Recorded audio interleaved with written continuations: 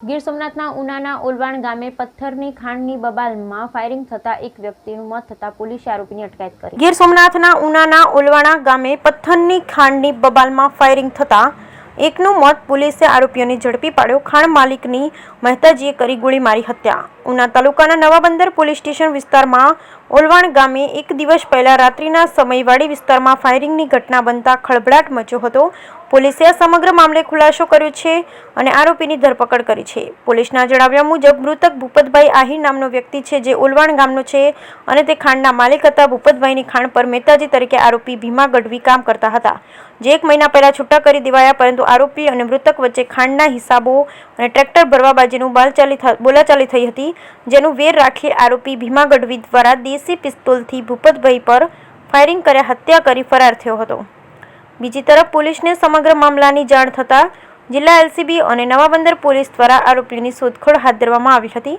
આખરે આરોપી સામા ગઢવીને પોલીસે પિસ્તોલ સાથે ઝડપી પાડ્યો અને આગળની તપાસ હાથ ધરી છે। પોલીસના જણાવ્યા મુજબ આરોપી ઉપર અનેક ગુનાઓ અગાઉ નોંધાયેલા છે।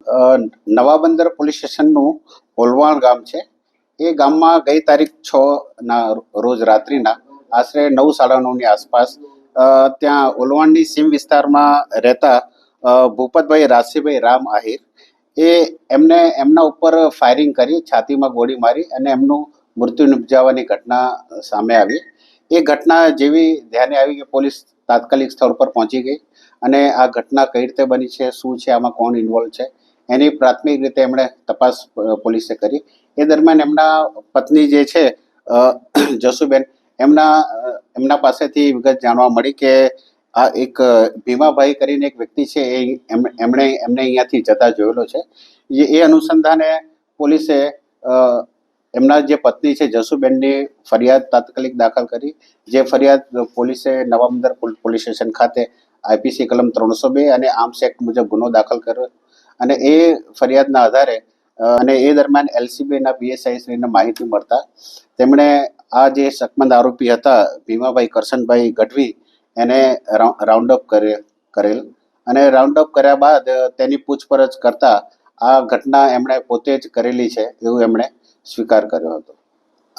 આરોપી જે ભીમાભાઈ કરશનભાઈ ગઢવી એની પૂછપરછ દરમિયાન એવું જાણવા મળ્યું કે 3-4 મહિના પહેલા આ જે ભૂપતભાઈ આહિર છે એની પથ્થરની ખાણ હતી અને એ પથ્થરની ખાણમાં પોતે મહેતાજી તરીકે કામ કરતા હતા અને એના હિસાબ બાબતે એને 3 થી 4 વાર અગાઉ માથાકૂટો થઈ ચૂકેલી હતી, જેનું મન દુઃખ રાખી અને એને આ મનમાં લઈ અને એને આ ઘટનાનો અંજામ આપ્યો છે। ઘટનામાં એક દેશી બનાવટની પિસ્તોલનો ઉપયોગ થયો છે, એ પરવાના વગરની હતી અને એની પાસેથી પોલીસે એ મુદ્દામાલ તરીકે કબજો કર્યો છે, તેમજ બીજા 4 જીવતા કાર્ટિજ પણ પોલીસે કબજે કર્યા છે। આ હથિયાર બાબતે અત્યારે પોલીસ તપાસ કરી રહી છે અને એ દિશામાં ચોક્કસ આગળ પોલીસ કાર્યવાહી કરશે। આરોપીની ધરપકડ બાદ આરોપીની પૂછપરછ કરતા આરોપીનો ગુનાહિત ઇતિહાસ છે।